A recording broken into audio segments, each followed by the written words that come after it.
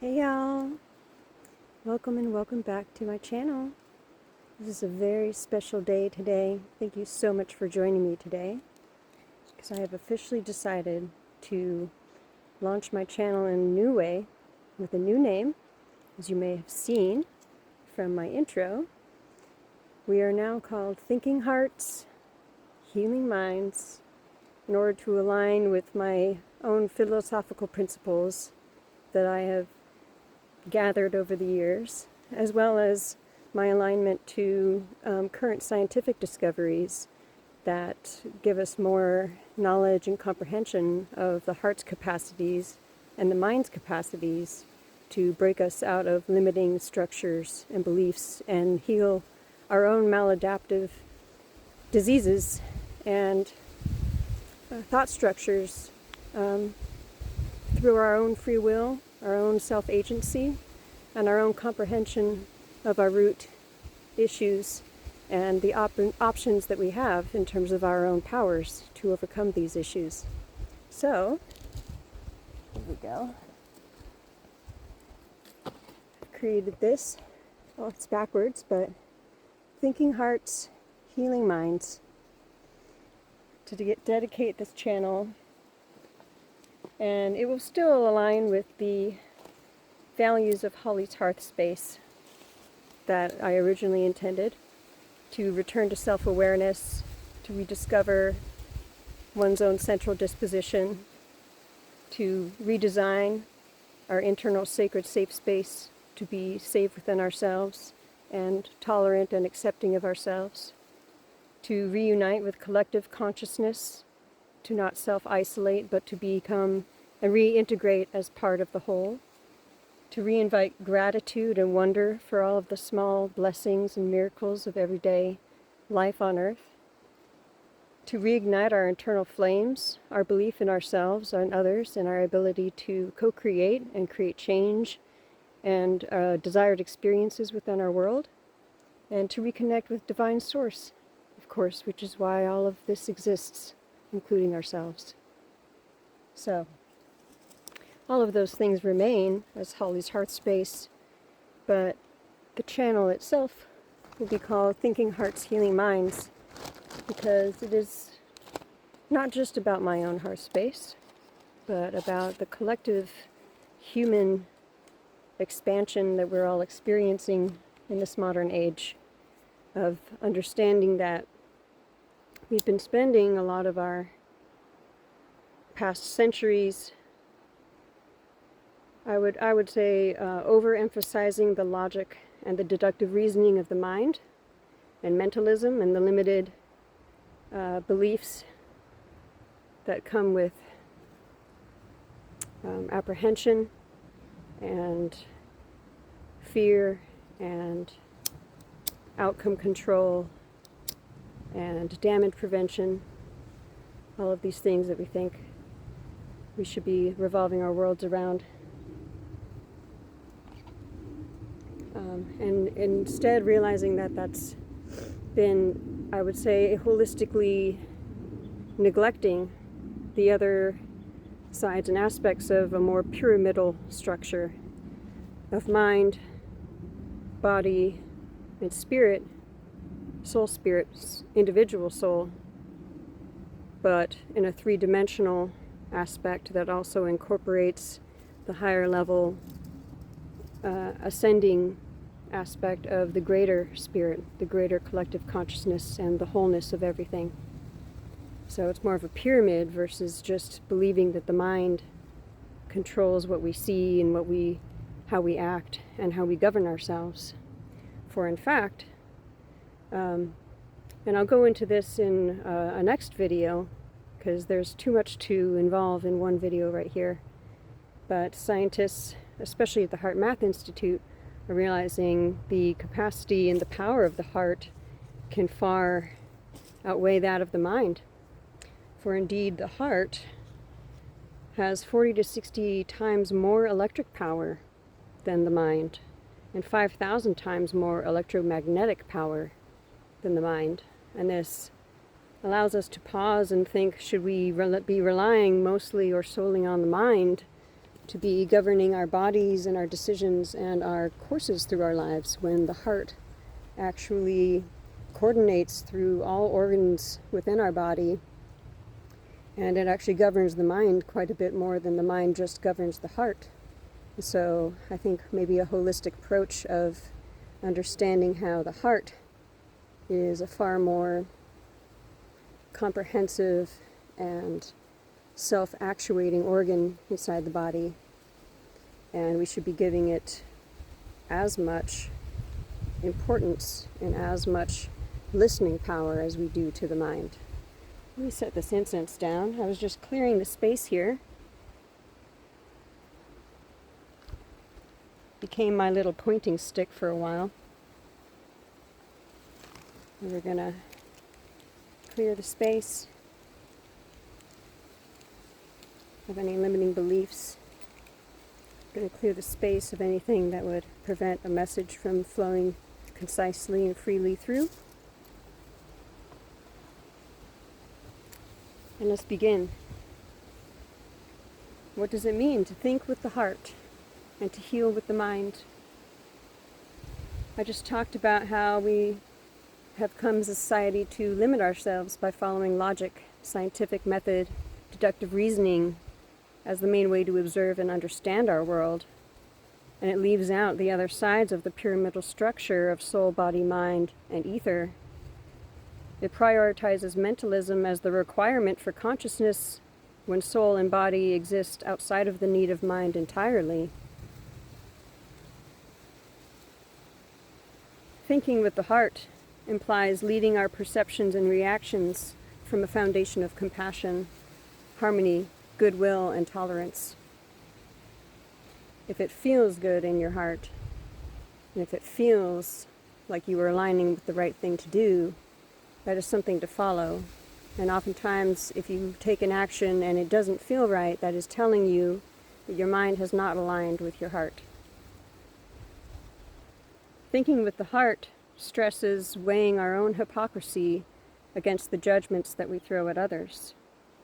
It supports values of love, self-respect, forgiveness, and the dissolution of the selfish ego. It reminds us that we are responsible for knowing how we make ourselves and others feel. It acknowledges that what we put out perpetuates through the universe and comes back to us to be received by us again.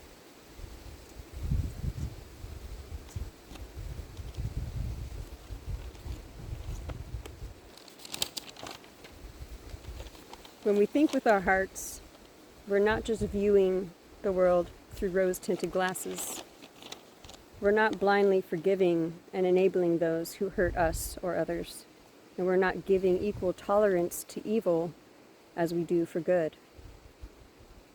When we think with our hearts, we are enabling our strongest bodily machine to execute orders more cleanly and more precisely, without the fearful boundaries, obstructions, and apprehensions of the mind, enabling us to connect with each other and achieve success on more harmonious and synchronized levels of consciousness.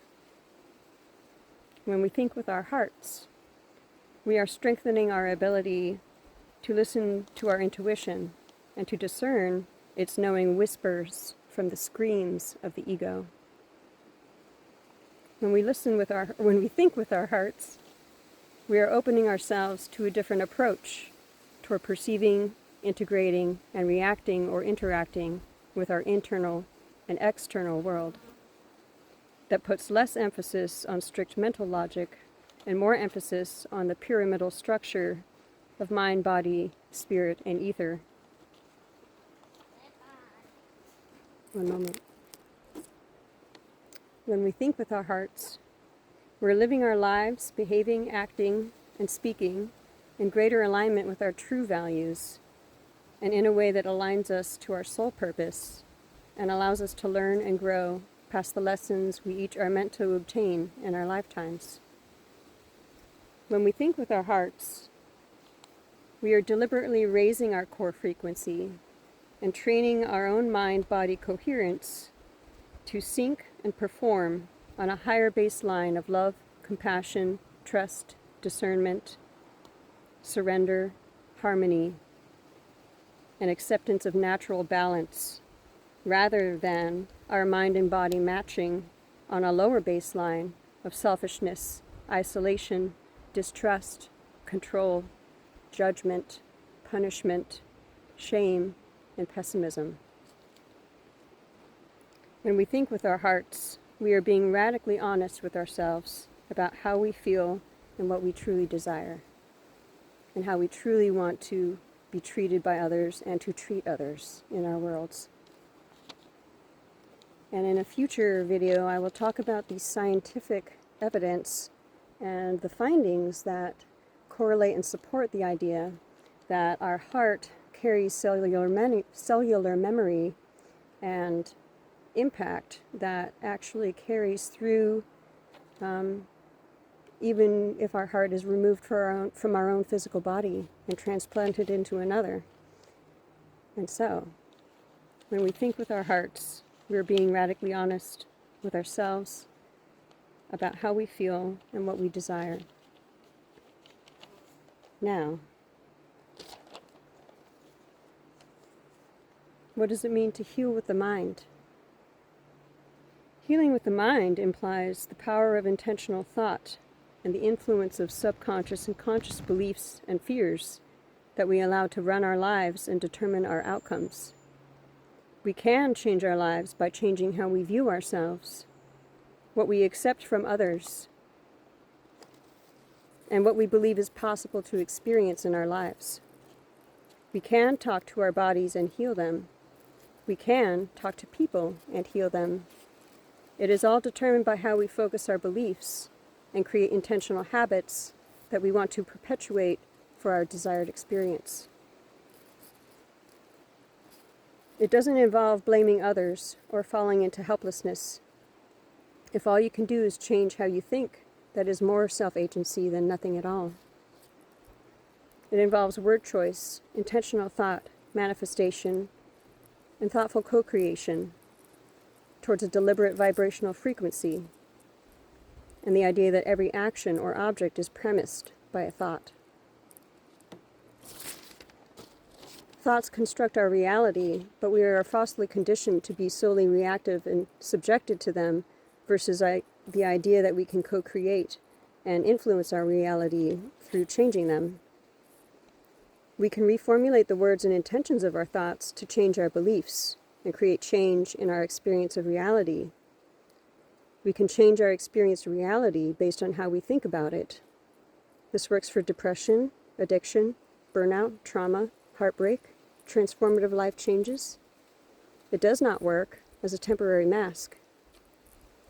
The transition of new thought into new belief requires bodily and spiritual acceptance and coherence with the statement to actually believe and receive and integrate and embody the belief, the new belief, as a truth, as opposed to what you were previously believing, which was likely not working out for you for a very long time.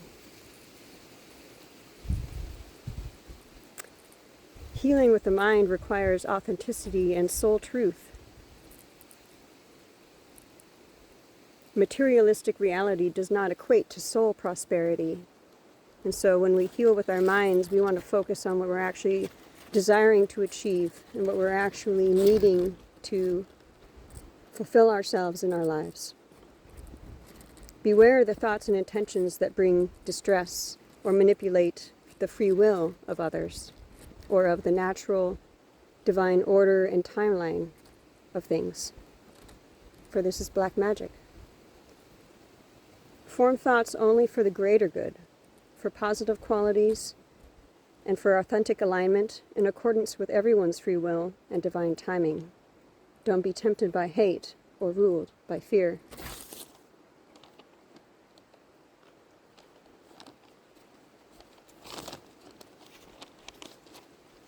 When we heal with our minds, we're not just directing our energy and will to bend the universe to meet our egoic demands. We're not asserting that we are the same as Great Spirit at that same level of power, or that we are at the same level of power to be worthy of controlling and discerning life from death. This is not the intention. We are not disrupting the natural balance and order of universal principles by healing with our minds. And we are not negating, denying, or minimizing the realistic impact of our personal decisions have had on the health or well-being of ourselves or others. We're not being fantastical, we are being realistic, but we're also understanding that limiting beliefs have kept us from achieving what we have been much more possible of or capable of in ourselves. So this is the distinction.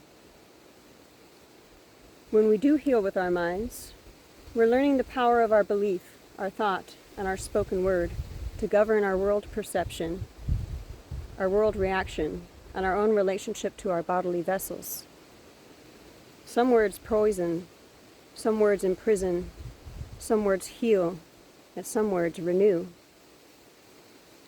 And we all have conscious ability to decide what words we choose in our everyday governance, in our everyday worlds, from the moment that we wake up to the moment we go to sleep, how we speak to ourselves and to others. What we speak over our own lives and what we speak over the lives of others. When we heal with our minds, we're learning to co-create our preferred realities by aligning our thoughts and words with what we want to be and what we want to experience. When we heal with our minds, we're increasing our brain-heart coherence and heightening our core frequency by choosing words that acknowledge what the heart feels and actions that align with respecting our heart's overpowering electric signals. Now, why do we want to strive to heighten our core frequency? Why is it always the objective to go higher? Well, in general, higher core frequencies are involved or correlated with more liberated and loving states of emotion or states of being, such as harmony and love. And the lower you go on the scale, the lower the emotions go as well. Anger is just near the bottom, but below anger even is shame and self-hatred. And if we reflect on that, we can see how self-hatred and shame is actually a far more degrading and repressive emotion that is at the bottom because it's very difficult to get out of.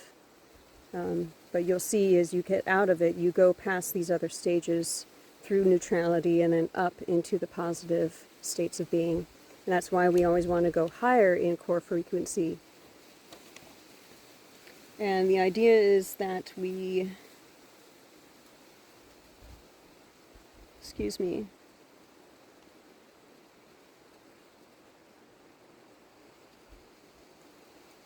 we essentially want to train our mind and our body to become coherent on these higher core frequencies. This is something I stated earlier, that's why.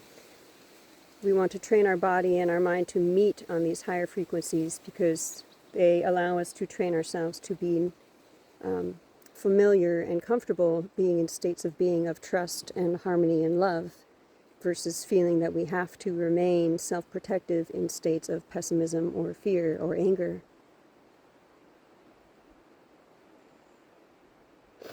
The heart can be conditioned to fear response. Even though the heart is always wanting to be loving and trusting, it can be conditioned to fear and to not trust and to not love. And so the mind is very healing in the sense that it can reorder, restructure, and integrate new, more beneficial, healthier thought structures that create healthier heart responses. By comprehending the root belief of the maladaptive behavior and where it started, and rewriting the body's patterned response and the heart's patterned response by introducing new ways of perceiving, believing, and integrating our internal and external feelings and experiences. An example of this is if you have generalized anxiety and you get into situations where you feel a heightened sense of anxiety, but it's generalized, it's kind of the day-to-day thing, and you just want to be able to get over it because you need to be able to perform a task. And what works for me often is just talking to my body and stating, when I feel that anxiety, stating to myself, I am safe, there is no threat here. I am safe, there is no threat here.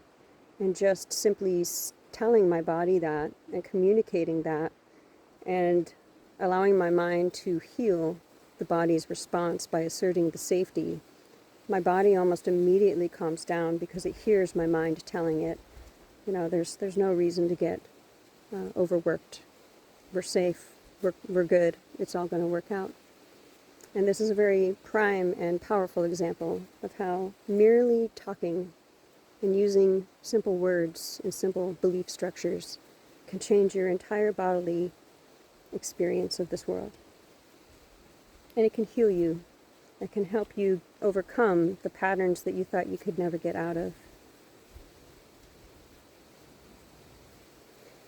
When we heal with our minds, we can heal and renew broken or mispatterned heart behaviors, and we can heal bodily cells and tissues. This is a part I'll go into in another video with the scientific backing of these things. The plethora of scientific evidence on the power of thought to reverse symptoms or actual sources of disease. And in the body. Complete remission of cancerous tumors and things like that. The placebo effect. Various other things we can get into, but that's for another video. And also like the power of positive mindset to overcome handicaps or to overcome survival situations or anti-humanitarian situations. So these are all great examples we can go in depth into in another video, but overall I'm extremely grateful to have this opportunity and to have pumped myself up enough to actually put this forward to the whole world. This is for everyone to reflect on individually and use their own self-agency and their own self-governance to decide if it aligns with them and how they want to act and integrate this information. So, or leave it behind for someone else. It's completely acceptable as well. Overall, I am dedicating the name of my channel to Thinking Hearts, Healing Minds. Due to my passion for this topic and my alignment with current modern scientific evidence coming out and the collective consciousness also aligning with this idea of holistic acceptance and bringing the heart back to the forefront, bringing back feminine science to the forefront, the idea of open hearts, the idea of minds that can heal instead of just restrict or control. And I'm very excited for you guys to join me on this. Share any of your thoughts or your comments, your feelings in a positive, constructive, and supportive way for each other. And I would like this focus of this lifestyle approach of emphasizing the heart as a way to think and to act and to direct our lives, as a fundamental code to rewriting the way we think and operate toward ourselves and each other, our creature kin, and the planet and the universe as a whole. Yeah, thanks for joining me, and I love you all. Be kind to yourselves, be kind to others, to creatures, and the earth. Welcome to Thinking Hearts, Healing Minds. Till next time, stay cozy and enjoy your life.